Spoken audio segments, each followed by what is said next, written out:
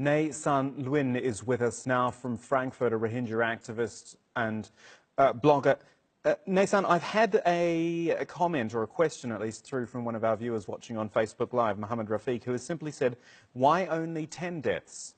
And I guess you must be querying that as well, why the army would say, yes, we did these 10, but nothing about the thousands more.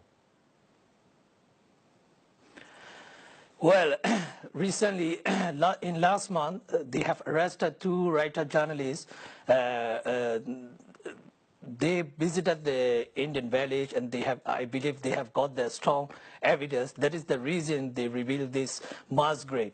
Although there are many mass graves, among them, they revealed this one because of this writer journalist. They have got all the evidence. After immediate arrest of these two journalists, they have posted the news on the commander-in-chief of his Facebook that they have found this mass grave. But yesterday, according to their announcement, they said these people are connecting with the insurgency group. Actually, this is the false story. I know, I have spoken with many eyewitnesses. They were arrested from the Indian beach on August 31st, 2017, and they are the villager, and there were no any communal violence as they described, and also the villager were on the run since August 29 because this Indian village were under attack by the Burmese military from August 29 to 31st. So I have also posted the video on my Twitter how the people were running in the Indian village. From there, they have arrested this 10 villager and they have killed them and buried in the mass grave. Do you take anything? Described, they are not the terrorists, they are not the insurgents. Sorry to interrupt you. Do you take anything from the fact that the army has admitted to these 10? Again, one of our viewers, Salim, has said, thank God they admitted it for once. Even 10 is worth it. Is it maybe that you can look at it in the sense that, well, they were willing to admit once, maybe it opens the door to more investigations? No, not really, because, you know, before this announcement, the same general, Lieutenant General Awen, visited the northern Rakhine state, and he met with a number of, I think, 100 of Rohingya villagers in Budilong and Maundo Township, and even the Rohingya villager, they said, you know, how they saw the soldier were burning the houses, how the soldier were killing the Rohingya civilian. They didn't note anything. They were forced to sign on the blank paper, and finally they have released the report that they didn't find any human rights violation against the Rohingya people. This one, they admitted because, you know, the two writer journalists, they have got the strong evidence. This is what I believe.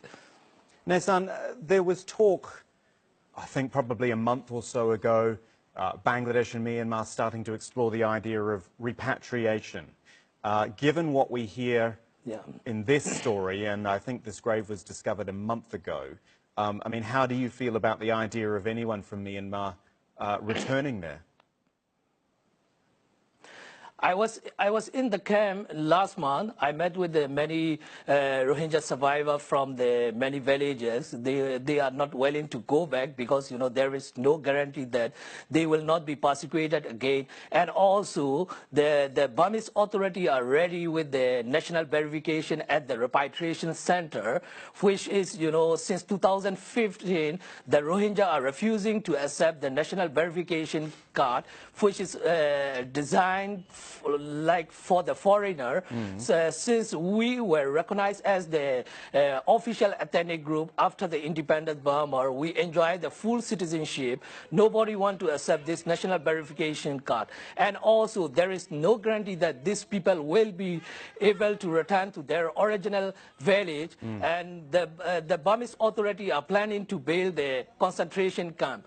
So nobody want to go back to the go and stay in the concentration concentration camp, and nobody want to take this NVC, national verification card. I think this repatriation will be possible. Nobody will accept.